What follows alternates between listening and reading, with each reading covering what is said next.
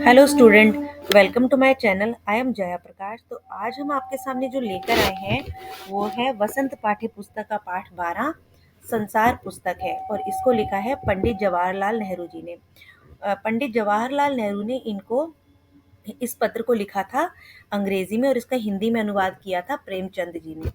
और उन्होंने ये पत्र अपनी पुत्री श्रीमती इंदिरा गांधी को लिखा था। इंदिरा गांधी जी उस समय मसूरी में पढ़ा करती थी, और पंडित जवाहरलाल नेहरू जी उस समय इलाहाबाद में थे। तो पत्र के जरिए उन्होंने बहुत सी बातें अपनी बेटी के साथ की। तो चलिए देखते हैं इसमें है क्या। तुम जब मेरे साथ रहती हो तो अक्सर मुझसे बहुत सी बातें पूछा करती हो, और मैं उनका जवाब देने की कोशिश करता हूँ। लेकिन अब जब तुम मसूरी में हो और मैं इलाहाबाद में, हम दोनों उस तरह बातचीत नहीं कर सकते।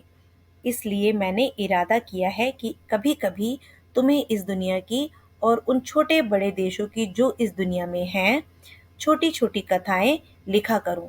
मतलब जिस समय पंडित जवाहरलाल नेहरू जी इलाहाबाद में थे, तो उनकी बेटी इंदिरा जी कहाँ थी? वो थी मसूरी में, वो वहाँ पढ़ने गई थी। तो वो कहते हैं कि जब तुम मेरे साथ रहा करती थी, तो मुझसे बहुत छोटी-छोटी बातें भी पूछा करती थी, बहुत सी बातें पूछा करती थी। बहुत से प्रश्न तुम्हारे दिल में हुआ करते थे, जो तुम मुझसे बात कर लिया करती थी, पूछा करती थी, और उनका जवाब देने की कोशिश मैं करता हूँ। जो जवाब प्रश्न तुम मुझसे पूछा करती थी, मैं उनका जवाब देने की कोशिश करता हूँ। लेकिन अब जब तुम मुझसे इतनी दूर हो, हम दोनों इतनी दूर हैं, तो हम बातचीत तो उस तरह से नहीं कर सकते। लेकिन मैंने इरादा किया है कि कभी-कभी मैं तुम्हें इस दुनिया की छोटी-छोटी, छोटे-बड़े देशों की जो इस दुनिया में हैं, छोटी-छोटी कथाएँ लिखा करूँ। मतलब इस देश की छोटी-बड़ी बातें तुम्हें बताया करूँ। तो आगे देखते हैं। तुमने हिंदुस्तान और इंग्लैंड का कुछ हाल इतिहास में पढ़ा है, लेकिन इंग्लैंड केवल एक छोटा सा टापू है, और हिंदुस्तान जो एक बहुत बड़ा देश है, फिर भी दुनिया का एक छोटा सा हिस्सा है।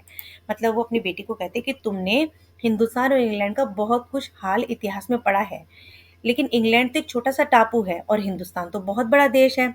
अगर तुम्हें इस दुनिया का कुछ हाल जानने का शौक है, तो तुम्हें सब देशों का और उन सब जातियों का जो उसमें बसी हुई हैं ध्यान रखना पड़ेगा, केवल उस एक छोटे से देश का नहीं जिसमें तुम पैदा हुई हो। वो कहते हैं कि अगर तुम्हें इस दुनिया में क्या हो रहा है, इस दुनिया का क्या हाल है, ये सब जानने का शौक है, तो तुम्हें केवल उधर के बारे में ही नहीं जानना जहाँ पर तुम रहती हो या जो जहाँ तुम पैदा हुई हो, बल्कि तुम्हें छोटी बड़ी सारी बातें पूरे देश की जाननी होगी। देशों का, उन सब जातियों का भी जो इसमें बसी हुई हैं, उन सबका भी ध्यान रखना पड़ेगा। मुझे मालूम है कि इन छोटे-छोटे खतों में बहुत थोड़ी-सी बातें ही बतला सकूँगा। वो कहते हैं कि मैं छोटे-छोटे खत तुम्हें लिखा तो करूँगा, लेकिन मैं इनमें बहुत थोड़ी-थोड़ी ही बातें बता सकूँगा तुम्हें, पूरी इतनी सारी बातें नहीं बता पाऊँगा। लेकिन मुझे आशा है कि इन थोड़ी-सी बातों को भी तुम शौक से पढ़ोगी और समझो कि दुनिया एक है, और दूसरे लोग एक सेकंड और दूसरे लोग जो इसमें इसमें आबाद हैं, हमारे भाई-बहन हैं। पंडित जवाहरलाल नेहरू जी कहते हैं अपनी बेटी से, इंदिरा जी से, कि वो लिखते हैं उनको, मतलब पत्र में, कि मैं जो छोटी-छोटी बातें तुम्हें इस देश के बारे में लिखता हूँ ना, मुझे पूरी आशा है कि तुम इसे बड़ा शौक से पढ़ोगी और समझोगी भी, कि ये जो पूरी दुनिया है ना, ये एक है, और दूसरे लोग जो इसमें आबाद हैं, मतलब आबाद मतलब जो इस दुनिया में रहते हैं, जो सब लोग, वो सब हमारे भाई-बहन हैं। जब सबको अपना मानोगी, तो इनके बारे में ज़्यादा जानने की कोशिश भी करोगी, है ना? तो जब तुम बड़ी हो जाओगी, तो तुम दुनिया और उसके आदमियों का हाल मोटी-मोटी किताबों में पढ़ोगी। उन उसमें तुम्हें जितना आनंद मिलेगा, उतना किसी कहानी या उपन्यास में भी ना मिलेगा। मतलब उनका कहना है कि जब तुम दुनिया के बारे में जानना शुरू करोगी, दुनिया को समझना शुरू करोगी, और हर जाति धर्म को जानना शुरू करोगी, छोटी-छोटी बातें दुनिया के बारे में जानोगी, तो तुम्हें बहुत ही इंटरेस्ट आएगा। इतना इंटरेस्ट आएगा कि वो तुम्हें किसी भी कहानी या उपन्यास में भी इतना मज़ा नहीं आएगा, जितना इस दुनिया को जानने में तुम्हें मज़ा आएगा। यह तो तुम जानती ही हो कि यह धरती लाखों करोड़ों वर्ष पुरानी है, और बहुत दिनों तक इसमें कोई आदमी ना था। मतलब वो बता रहे हैं कि ये जो धरती है तो बहुत ही पुरानी है, पहले यहाँ पर कोई भी आदमी नहीं हुआ करते थे, इंसान ही नहीं थे। आदमियों से पहले सिर्फ जानवर थे, और जानवरों से पहले एक ऐसा समय था जब इस धरती पर कोई जानदार चीज़ नहीं थी, मतलब कुछ भी लिविंग थिंग नहीं था। ऐसा उन्होंने इंदिरा जी को बताया कि बहुत करोड़ों लाखों वर्षों पूर्व की बात है, जिस समय यहाँ पर इंसान नहीं थे, मानव नहीं आया था, और केवल जानवर थे, और जानवरों से भी पहले, जानवर तो लिविंग थिंग है ना, तो जानवरों से भी पहले इस धरती पर कोई भी जानदार चीज नहीं थी, ऐसी कोई चीज नहीं थी जिसमें जान होती है। आज जब ये दुनिया हर तरह के जानवरों और आदमियों से भरी हुई है, उस जमाने का ख्याल करना भी मुश्किल है जब यहाँ कुछ ना था। मतलब अब आज तो उस जमाने के बारे में सोच भी नहीं सकते जब यहाँ पे कुछ नहीं था, क्योंकि अब तो ये पूरी दुनिया आदमियों से, लोगों से भरी हुई है। लेकिन विज्ञान जानने वालों और विद्वानों ने, जिन्होंने इस विषय को खूब सोचा और पढ़ा है, लिखा है कि एक समय ऐसा था जब यह धरती बेहद गर्म थी और इस पर कोई जानदार चीज नहीं रह सकती थी।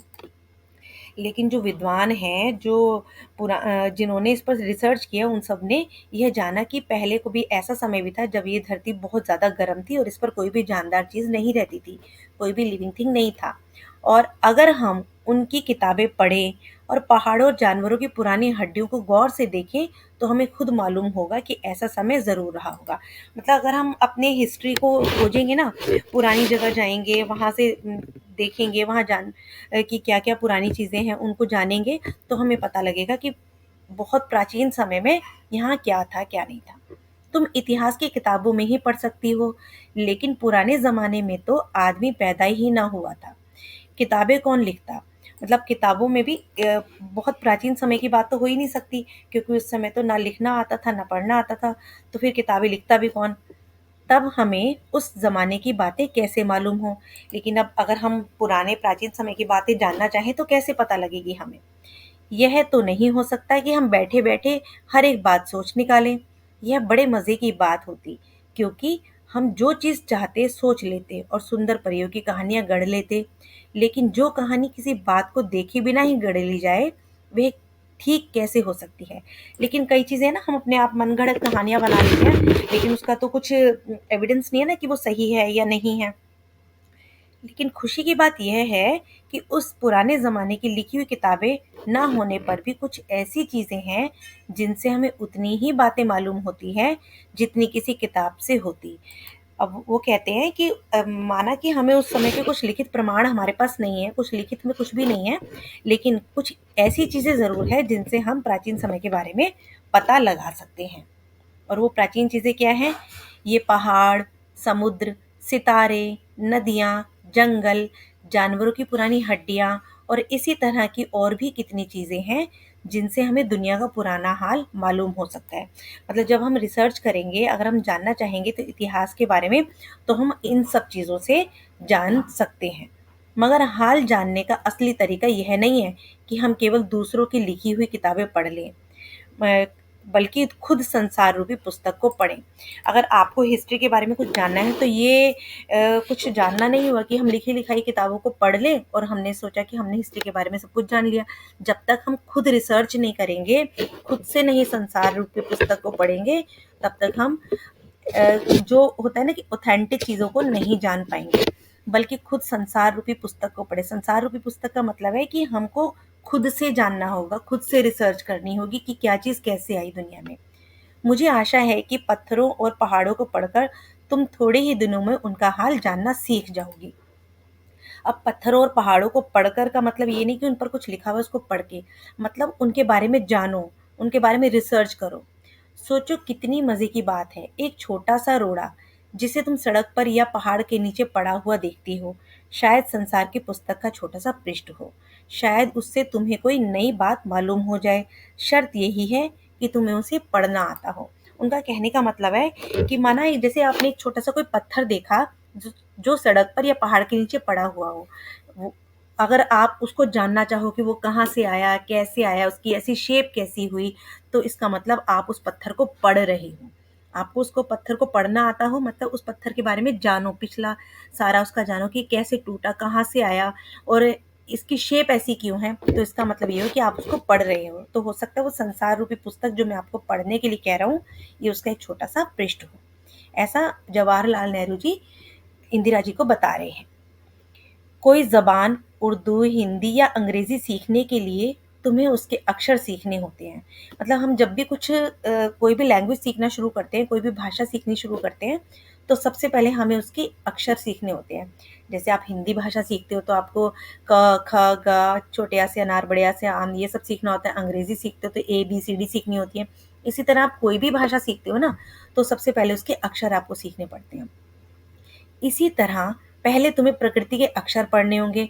प्रकृति के अक्षर से मतलब है कि तुम्हें प्रकृति के बारे में बारीक से बारीक चीज़ों को पहले जानना पड़ेगा। तभी तुम उसकी कहानी, उसके पत्थरों और चट्टानों की किताब से पढ़ सकोगे। उनका कहने का मतलब है कि जब तुम प्रकृति के बारे में बारीक से बारीक बातें जानोगे, तभी उसके बारे में हर एक चीज़ जान पाओगे। शायद अब भी तुम उसे थोड़ा-थोड़ा पढ़ना जानती हो। जब तुम कोई छोटा-सा गोल चमकीला रोड़ा देखती हो, तो क्या वह तुम्हें कुछ नहीं बतलाता? यह कैसे गोल है? मतलब हम जैसे कभी कुछ देखते हैं ना, कोई चिकना पत्थर हमने देखा गोल सा। अब देखो, जब कभी आप किसी नदी के किनारे होते हो, तो वहाँ पे छोटे-छोटे गोल-गोल पत्थर होते हैं, तो उनको देख के हमारे मन में ये बातें ज़रूर आती है कि ये गोल कैसे हुए होंगे, ये चिकने कैसे हुए होंगे? तो वही वो बता रहे हैं कि यह कैसे गोल, चिकना और चमकीला हो गया। और जब हमारे दिमाग में, जब हमारे मन में सवाल आते हैं, तो हम उनको जानना भी चाहते हैं कि कैसे हुआ होगा ये सब, और उसके खुरदरे किनारे या कोने क्या हुए। अगर तुम किसी बड़ी चट्टान को तोड़कर टुकड़े टुकड़े कर डालो, तो हर एक टुकड़ा खुरदरा और नुकीला होगा। यह गोल चिकने रोड़े की तरह बिल्कुल नहीं होता। फिर यह रोड़ा कैसे इतना चमकीला, चिकना और गोल हो गया? अब ये वो कह रहे हैं कि जब इस छोटे से गोल चिकने पत्थर को आपने देखा, तो आप इसके बारे में जानना चाहोगे, उत्सुक हो जाओगे, तो फिर उसके बारे में जानोगे, और यही संसार रूपी पुस्तक को पढ़ना होता है।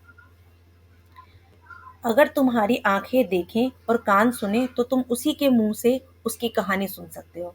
मतलब अगर हम देखें तो हम उस पत्थर यानी पत्थर की जुबानी सुन सकते हैं। कैसे?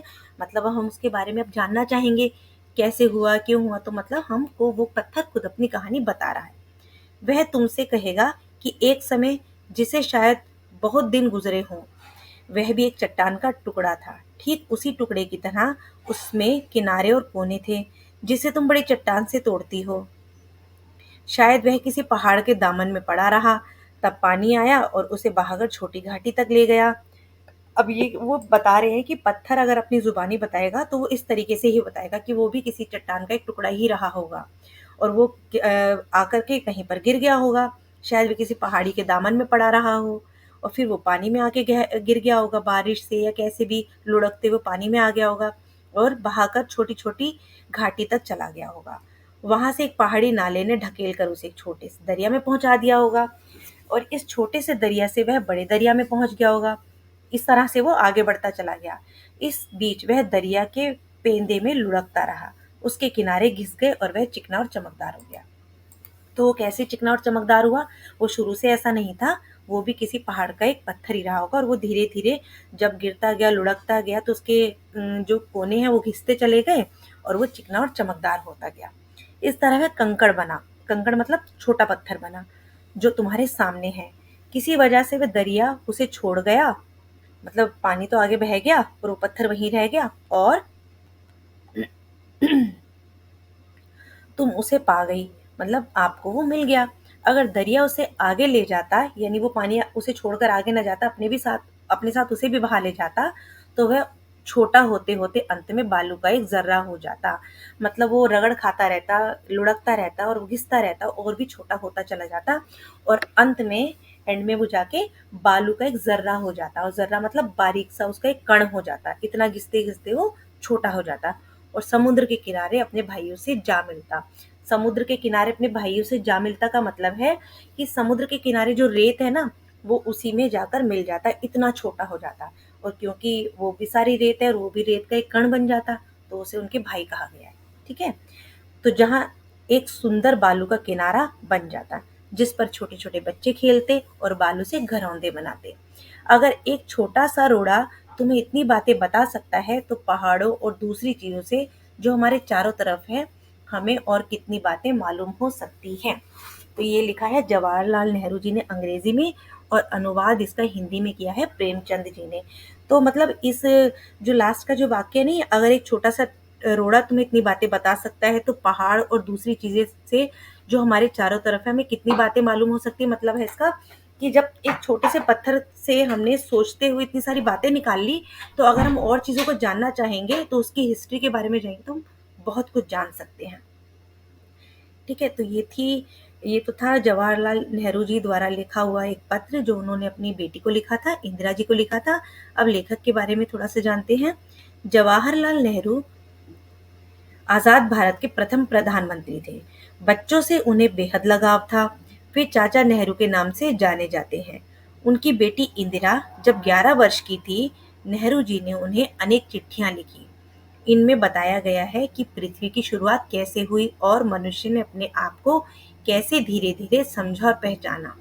मतलब जब वो 11 वर्ष की थी उनकी बेटी इंदिरा जी, तो नेहरू जी ने उन्हें बहुत सारी चिट्ठियां लिखी, क्योंकि वो दूर पढ़ती थी ना, तो उनकी बातचीत तो ज्यादा हुआ नहीं करती थी, तो वो चिट्ठियों के जरिए ही बात करते थे।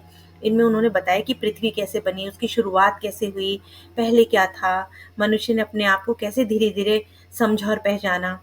तो ये चिट्ठियां बच्चों में अपने आस-पास की दुनिया के बारे में सोचने और समझने और जानने की उत्सुकता पैदा करती है। मतलब उनको एक्साइटमेंट रहती है कि क्या होगा, इसमें कैसे पता चलेगा। नेहरू जी को अपने देश के बारे में बोलने बताने में विशेष आनंद आता है। उन्हें बड़ा अच्छा लगता था कि वो अपने देश के बारे में कुछ-कुछ बताएँ। ये सभी चिट्ठियाँ पिता के पत्र पुत्री के नाम पुस्तक में संकलित है। संसार पुस्तक है, इसी पुस्तक से साभार लिया गया है। खास बात यह है कि ये पत्र नेहरू जी ने अंग्रेजी में लिखे थे। उन्होंने ये अंग्रेजी में लिखा था पूरा, और इनका हिंदी में अनुवाद हिंदी के मशहूर उपन्यासकार मुंशी प्रेमचंद जी ने किया था।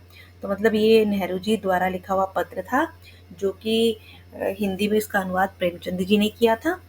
ठीक है, तो बच्चों, आशा करती हूँ कि आपको ये पाठ समझ आया होगा, और अगर आपको पसंद आया हो तो इसको लाइक करिए, सब्सक्राइब कीजिए और अपने फ्रेंड्स के साथ शेयर कीजिए।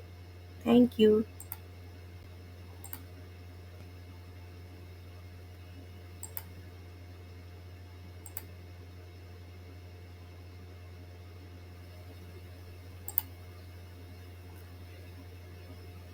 डिस्क्रिप्शन बॉक्स में मैंने इसके प्रश्नोत्तर भी डाले हैं, तो उसका वीडियो आप ज़रूर देखिएगा। आपको पसंद आएंगे, अभ्यास कीजिएगा। Thank you.